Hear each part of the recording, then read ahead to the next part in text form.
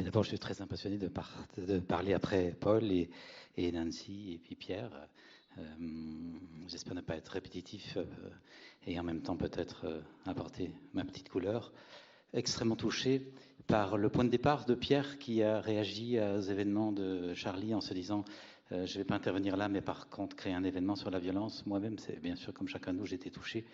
Et d'emblée, le lendemain, je faisais un petit mot pour remettre sur ma page Facebook en me disant, au fond, nous avons là l'illustration d'un dysfonctionnement majeur de l'ensemble de notre société.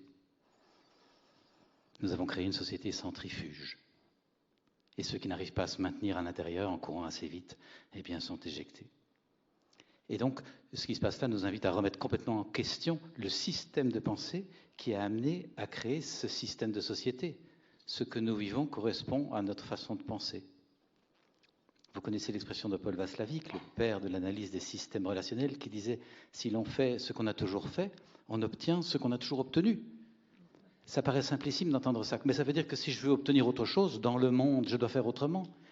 Ça reste encore simple. Mais comment voulez-vous faire autrement si vous pensez pareil ? C'est pas possible. Nous avons donc absolument besoin, pour pouvoir faire autre chose et obtenir autre chose, de revisiter notre système de pensée, de le décoloniser de son logiciel qui nous a encodés, notamment dans les rapports de force. Ça demande une vie intérieure ressourçante, une capacité d'analyse, de remise en question, ce qui demande à la fois le courage qu'évoquait à l'instant Paul et l'humilité. Qui a envie de se remettre en question? Nous aimons continuer comme on a toujours fait sans se remettre en question. Watch! S'asseoir, se questionner, se dire tiens, je pensais comme ceci, je pourrais penser comme ça. Tiens, j'ai telle échelle de valeur, peut-être qu'elle n'est pas complètement juste, je pourrais peut-être la revoir. Ça n'est pas nécessairement confortable. Ça nous demande du courage et de l'humilité. Et je pense que ça devient absolument nécessaire aujourd'hui. Nous pourrions nous demander d'où vient ce système de pensée. Et ça a été évoqué très clairement par Paul à l'instant. Et j'y vois différentes causes. Pour moi, nous émergeons de millénaires de patriarcat dans lesquels les hommes et les femmes se sont fait violence, en ignorant leurs besoins de tendresse, de douceur, de proximité, d'intimité, d'aspiration à appartenir à quelque chose de plus global. Et cette violence est répercutée dans leur rapport entre eux, les hommes avec les femmes, avec les enfants et avec la nature, de plus en plus. De nos contemporains, et vous en êtes certainement, réalisent bien que la violence faite à la nature, là, tout autour, à laquelle nous appartenons, est au fond le reflet d'une violence intime faite à notre propre nature. Nous ne nous respectons pas parce que nous n'avons pas appris à nous respecter.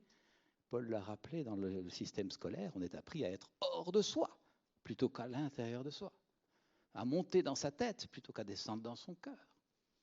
Tout le système est à revisiter. Tout le système de pensée qui prévaut derrière ce système de conditionnement est à revoir. Il y a un logiciel à transformer. Une mobilisation est nécessaire pour pouvoir revisiter ça. Donc, le premier enjeu qui m'apparaît, c'est le système patriarcal, mais qui n'est pas une fatalité. On voit bien qu'il vient un peu à son terme. On revient à valoriser les valeurs féminines, qui sont d'ailleurs partagées par les hommes et par les femmes. Beaucoup d'hommes portent bien sûr des valeurs féminines et beaucoup de femmes des valeurs masculines, et c'est très juste comme ça. Nous pouvons les faire cohabiter. Et j'aime simplement me dire que ce n'est pas rédhibitoire parce qu'il semble bien que l'on parle dans certaines traditions d'un âge d'or qui a prévalu. Paul en a donné un élément, qu'effectivement nous avons été des chasseurs-cueilleurs, nomades, appartenant à une terre-mère nourricière abondante dans laquelle le féminin est célébré comme le garant de la transition de la vie. On honore la femme, bien évidemment. Et puis à un moment, raréfaction sans doute, on s'assoit, on s'installe, on plante. Mais quand on a planté sa petite graine, on veut la protéger, alors on met une clôture. Et alors que jusqu'avant, on appartenait à un nous soutenant et collectif, tout d'un coup, on dit ça, c'est à moi. Toi, tu rentres chez toi. Et alors, un je avide s'instaure contre un tu hostile. Et on a oublié le nous. Et comment voulons-nous faire? Nous sommes sur un bateau tous ensemble si nous ne pensons pas en termes de nous. C'est juste impensable. Nous avons donc besoin de retrouver cette conscience d'appartenir à un nous soutenant, inspiré, inspirant, qui a prévalu, semble-t-il, dans une période de notre existence sur cette drôle de planète. alors effectivement s'instaurent avec la propriété privée les rapports de force, les rapports de pouvoir, d'accaparement, d'avidité, de thésaurisation des richesses, et alors qu'il y avait abondance, il y a tout d'un coup raréfaction, et ça fait évidemment la clé du capitalisme. Il me semble intéressant simplement de se dire que ce n'est donc pas rédhibitoire et que nous pouvons envisager aujourd'hui, on voit d'ailleurs les prémices de l'écroulement des systèmes patriarcaux pyramidaux dans l'entreprise. Beaucoup d'entreprises adoptent la hiérarchie plate avec des prises de décision circulaires dans lesquelles chacun contribue, apporte sa pierre, et on voit vraiment une évolution. Vous aurez certainement connu l'émission sur le bonheur au travail qui est éloquente par rapport à ça. Nous pouvons donc envisager de transformer une partie de notre système de pensée qui voit les rapports humains comme des rapports de force, domination, soumission, agression, démission, manipulation, compétition. Tout ça, c'est un encodage. On peut vivre sans ça. On peut vivre dans des rapports de collaboration, d'estime, d'entraide, de synergie. Pour m'être occupé de gamins de la rue pendant des années, certains d'entre vous le savent, pendant plus de 10 ans, et avoir été avocat pendant des années, je sais bien que la violence n'est pas l'expression de notre nature. La violence est l'expression de la frustration de notre nature. C'est quand notre nature est frustrée que nous devenons violents. Mais est-ce qu'un être qui aurait reçu énormément d'amour, de reconnaissance, d'appartenance, de douceur, qui aurait senti que la terre est abondante et peut nourrir tout le monde, qui a de la place pour chacun, qui a appris comment développer ses talents, utiliser sa force, accueillir sa fragilité, est-ce qu'un tel être sera violent ? Aura-t-il besoin de cette stratégie malheureuse pour se sentir exister ? Je ne peux pas l'imaginer. Dans mon expérience, la violence est une tragique stratégie qui vient compenser notre incapacité à vivre notre vraie nature, à rencontrer nos besoins, à mettre en place des tactiques pour les voir se nourrir, à accepter que certains ne peuvent pas être nourris pour tenir compte du besoin de l'autre, à développer donc de la patience, de l'empathie pour soi, de l'empathie pour l'autre. C'est un exercice de connaissance de soi fondamental. Et curieusement, nous avons des systèmes scolaires dans lesquels il n'y a pas un cours de connaissance de soi. Et moi-même, j'ai fait un métier d'avocat qui consiste à être en rapport avec des êtres humains dans beaucoup de tensions, de difficultés. Je n'ai pas reçu un cours de connaissance de soi. Qu'est-ce que c'est que l'humain ? Comment il fonctionne ? Pas un cours de gestion des émotions. Qu'est-ce que c'est que la colère, la tristesse, le désarroi, l'impuissance, la rage, la peur ? Comment est-ce qu'on vit ça ? Pas un cours de ça. Pas un cours d'empathie pour comprendre l'humain là-devant. Mais ça aurait peut-être été utile de comprendre l'humain là-dedans pour comprendre l'humain là-devant. Et donc, comme avocat, j'ai été éduqué pour faire des contrats, des plaidoiries, pas pour être à l'écoute, être disponible, être aimant. Je pense que nous avons absolument besoin aujourd'hui de développer des capacités d'être ensemble, et que ça demande une remise en question de nos habitudes. Formatage par le patriarcat, les conditionnements, rapports de force, c'est une habitude, on peut s'en défaire, on peut créer des rapports de collaboration, on le voit très pragmatiquement dans les entreprises aujourd'hui qui aiment mettre ça en place. Formatage par les découvertes du siècle des Lumières, qui nous ont séparés de la nature, la raison contre l'intuition. Descartes, le corps, la matière est séparée de l'esprit. Ça laisse des traces, hein, et je ne veux pas limiter Descartes à cette trouvaille-là, mais mon Dieu, qu'est-ce que ça a imprégné la science ? Et bien sûr que si la matière est inerte et morte, on en fait ce qu'on veut, et on peut en abuser. Mais si la matière est vivante et qu'elle transmet de l'information, à ce moment-là, on l'honore, ce que savaient les générations nomades et les druides ou les chamans de l'époque. Nous avons donc besoin de retrouver ce rapport-là avec la nature aujourd'hui. Et enfin, la religion, malheureusement, malgré sans doute de bonnes intentions, a achevé de diviser, bien qu'elle l'a prétendu résoudre. Au fond, elle a maintenu fermée la porte qu'elle prétend ouvrir, avec beaucoup de respect pour ceux qui trouvent du recours, de la ressource dans la religion. Je crains malheureusement qu'elle ait apporté de la division en disant que ce qu'on appelle Dieu est là, et moi je suis ici, là, séparé, divisé. Alors que toutes les traditions ancestrales disent nous sommes dans un tout. Nous sommes une parcelle du divin. Chacun la porte en nous. Il y a une union, une communauté. Et vous l'aurez bien perçu, aujourd'hui, l'angoisse la plus tenace dans nos sociétés dites riches, c'est la solitude, le désarroi, l'impression de séparation. Nous avons donc absolument besoin de retrouver une vie intérieure qui nous rassemble, qui nous réunit. Je pense qu'un petit exercice tout simple peut nous aider à voir comment dans notre vie quotidienne nous pouvons mettre ça en route. Prenez juste un instant conscience de ce qui vous a habité quand vous avez pu vous sentir dans une violence possible, ou même passer à l'acte, avoir cassé l'assiette, claqué la porte, peut-être même envoyé une baffe. Qu'est-ce qui vous a habité à ce moment-là? Sans doute un sentiment de colère, de tristesse, de dépit, parfois la peur. Et tentez d'identifier le besoin qui n'était pas nourri en vous, la valeur qui n'était pas honorée en vous. Prenez juste un petit instant pour vous réapproprier ça. Je suis capable, moi, de violence si mes besoins ou mes valeurs ne sont pas nourris. Ça pourrait arriver.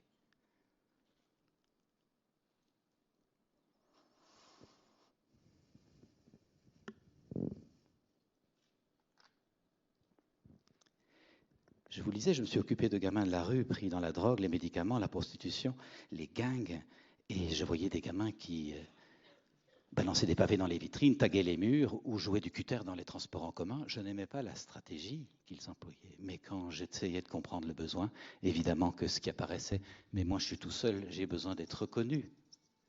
Reconnaissance. Moi, ma vie n'a pas de sens. Là, tout d'un coup, j'ai l'impression d'exister. Sens. Moi, personne ne me voit. J'ai besoin de laisser une trace. Ou être utile. Et comme je ne me sens pas utile, ben, au moins, je saccage quelque chose. Il y a des valeurs. Qui peut dire qu'il peut vivre sans reconnaissance, sans sens, sans avoir l'impression de laisser une trace ou être utile? Nous avons appris des stratégies positives, Dieu merci. Et je vous propose de poursuivre. Avez-vous identifié d'autres besoins qui n'étaient pas nourris en vous quand vous avez pu vous sentir violent ou peut-être même passer à l'acte? La justice, bien sûr. L'écoute, eh oui. L'amour. Vous voyez qu'on peut être violent parce que notre besoin d'amour n'est pas nourri. C'est juste précieux de savoir ça. Alors qu'on est dans un manque d'amour, on pourrait manquer d'amour. Nous avons besoin de le voir en nous, ce problème-là. Le respect, la compréhension, la sécurité, certainement, le partage, l'empathie. Vous voyez qu'on pourrait être violent parce qu'on nous manquons d'empathie.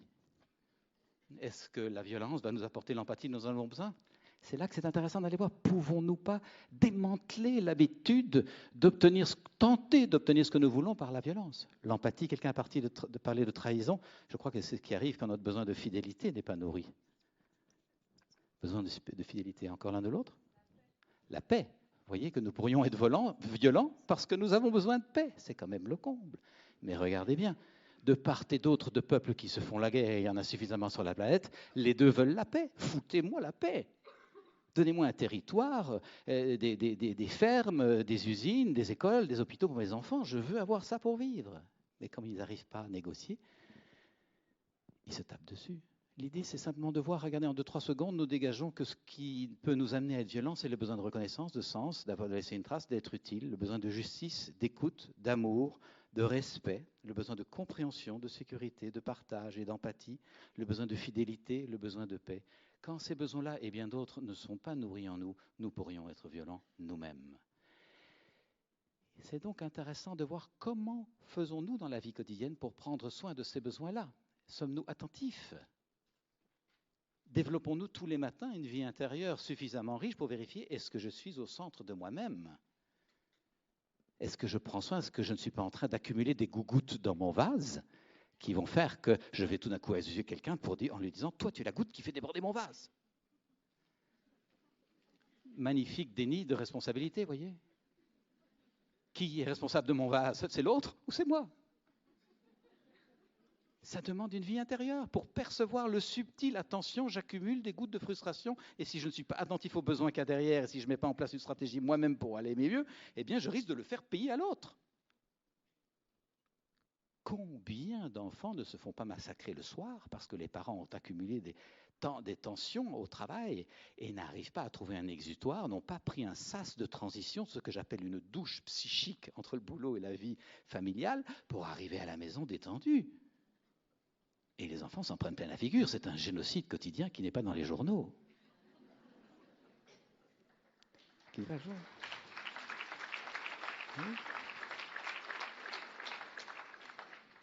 C'est pour ça que j'appelle ce processus de connaissance de soi, fréquentation de qui nous sommes, gestion des émotions, j'appelle ça de l'intériorité citoyenne. Il y a un bénéfice communautaire au fait d'avoir une vie intérieure inspirée, inspirante, et vous pouvez bien sûr y ajouter la dimension spirituelle que vous voudrez, mais qui peut permettre de voir les choses avec un peu plus d'altitude que l'immédiateté dans laquelle nous sommes malheureusement confinés dans notre monde matériel.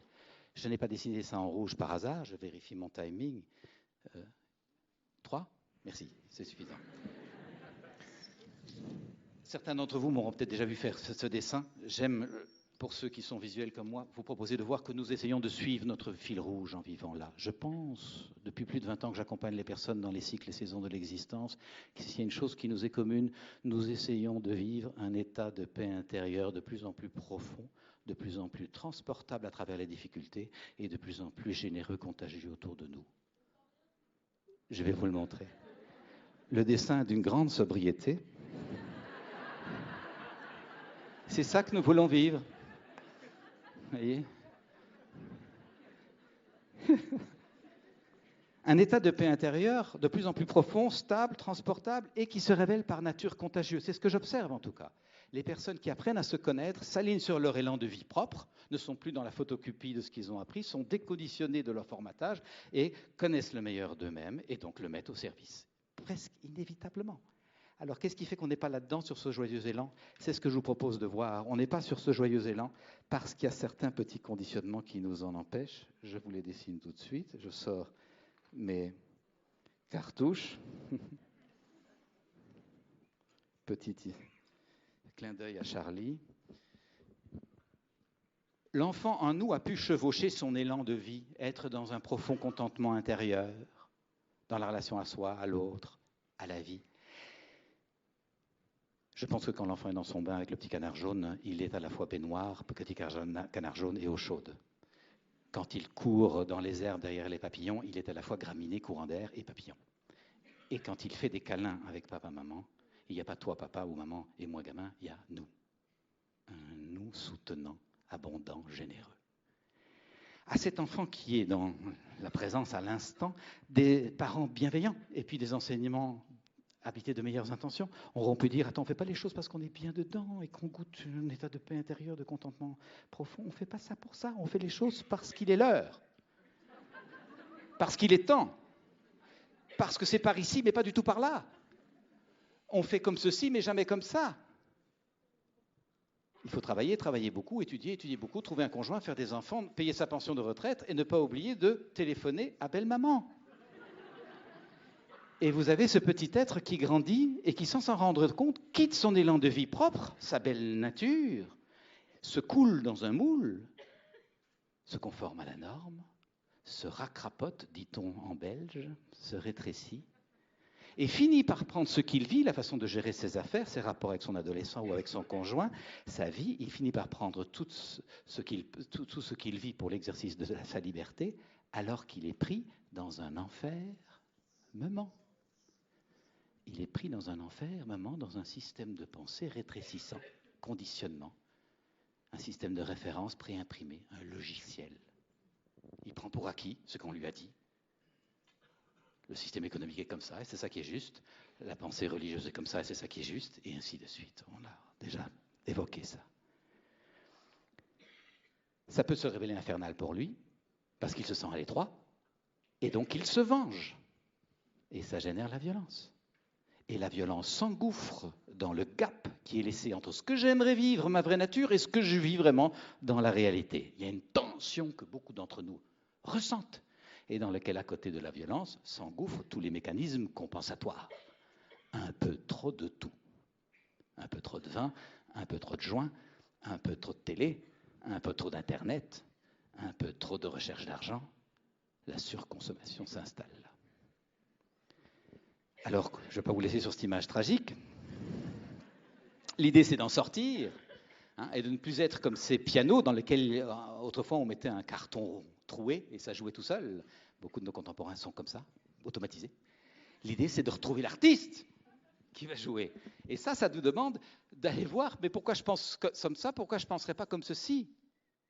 Revisiter son système de pensée pour pouvoir faire autrement et obtenir autre chose. remise en question pour petit à petit, ça ne se fait pas d'un coup, c'est un processus, it's a process, hein, réaligner notre vie sur notre élan de vie.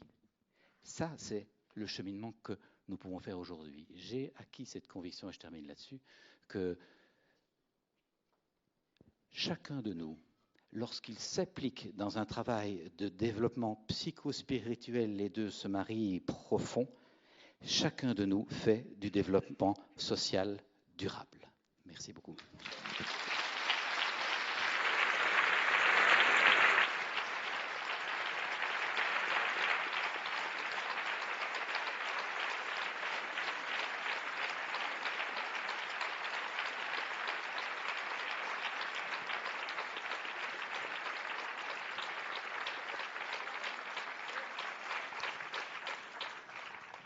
Merci beaucoup Thomas.